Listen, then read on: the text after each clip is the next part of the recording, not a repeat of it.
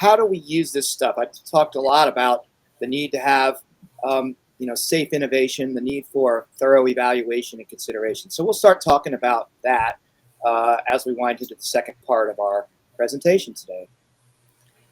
Charles, do you want me to drive slides? Or? Yeah, that would be awesome. Yeah, there we go.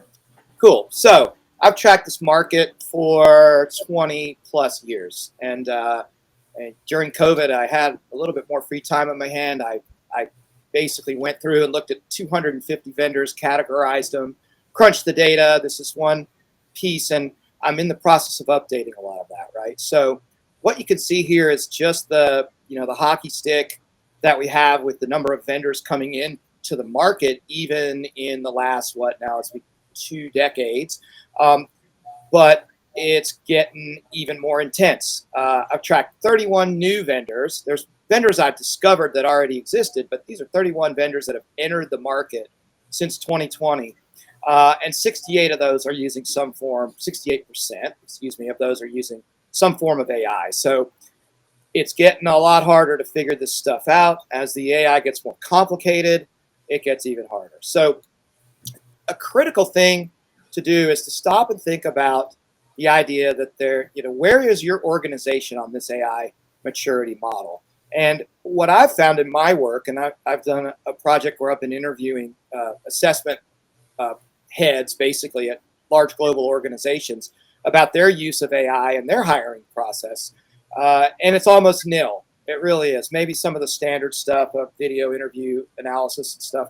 So we're really seeing that people are kind of between this approaching and aspirational piece of the maturity model.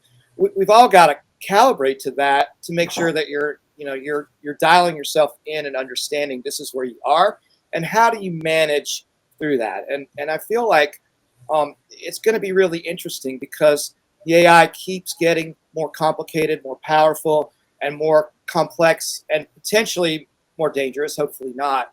So how are we going to break out of this aspirational level and start moving up the curve?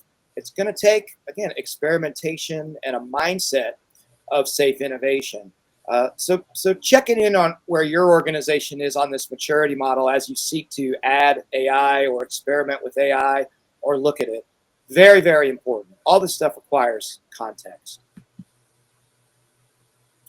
And we also know that HR and the use of people data is considered a super high risk function. In the EU AI Act, you could see that this orange area, this is where hiring falls. This is where people practices fall.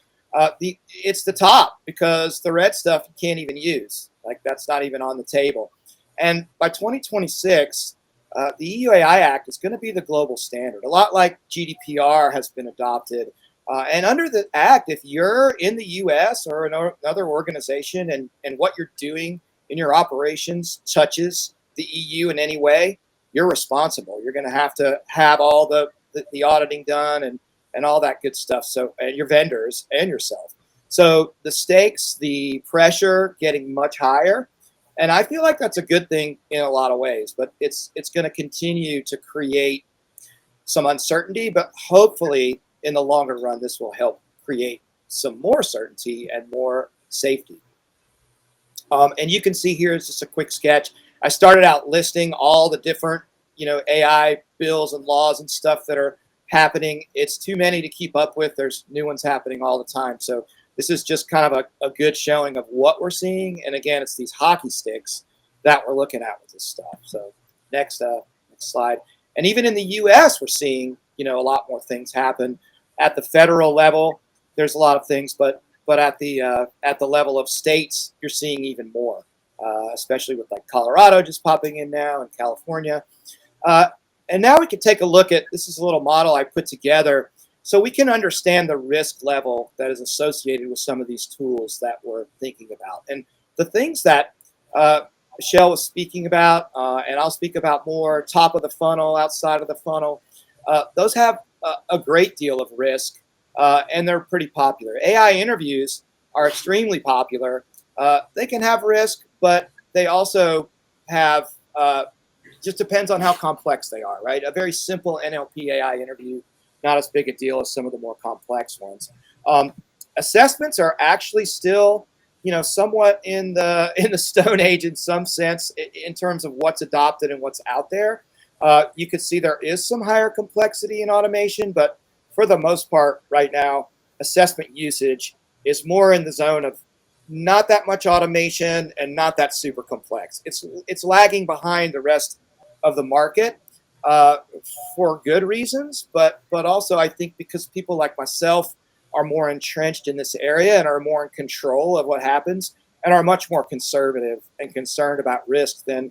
But the money is getting poured more into the stuff that's in the higher risk and higher complexity. And by complexity, I mean I should have stated the transparency and explainability of the algorithms and models that are actually driving the prediction. Right. That means in a neural network, black box deep learning thing, it's a lot harder to understand what the hell's going on. Pardon me, and that creates risk. So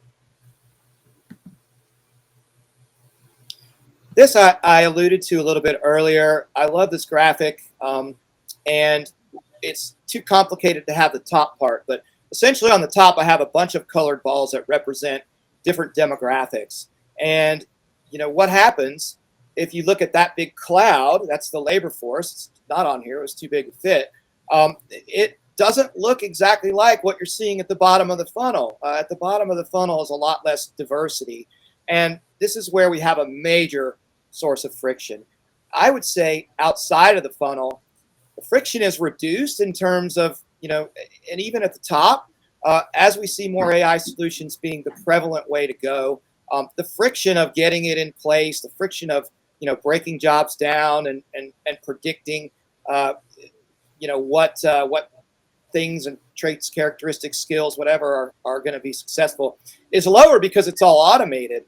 But the opportunity for bias is huge. So I feel like the job ads, especially, is the great Satan of all this thing, because there's algorithms that we don't have any idea exactly what's going into them. But if I'm a female, non-majority computer programmer, IT developer, I might not even see ads for jobs that are relevant to me because it's keying more on things that aren't job relevant.